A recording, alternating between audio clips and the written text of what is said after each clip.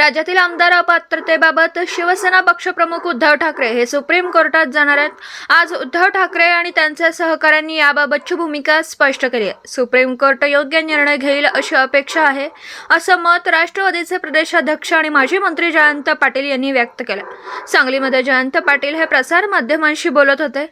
निवडणुकीच्या अगोदर बोलायचं असतं म्हणून लोकसभा निवडणुकीत 45 अधिक जागा निवडून येतील असं ते बोलत जरी असले तरी निवडणुकीनंतर खरी वस्तुस्थिती सगळ्यांच्या समोर येणार आहे असं सांगत जयंत पाटील यांनी भाजपच्या दाव्याला फटकार दिलाय। विधानसभेच्या अध्यक्षांनी निर्णय दिलेला आहे, 500 पानाचा निर्णय आहे।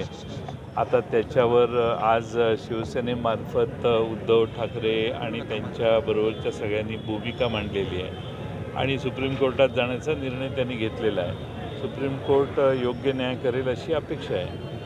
पण आताच्या ज्या लोकसभा इलेक्शन्स लागतील त्यामध्ये भाजप नेहमी म्हणते की आम्ही 45+ आपली 45+ आम्ही जाऊ 48 पैकी। असं म्हणायचंच असतं। महाविकास आघाडी किती जागांवरती आमची बैठक झाल्यावर मी तुम्हाला सांगेन, पण असं म्हणतात प्रत्येक निवडून येण्याच्या आधी निकालानंतर भेटायचं।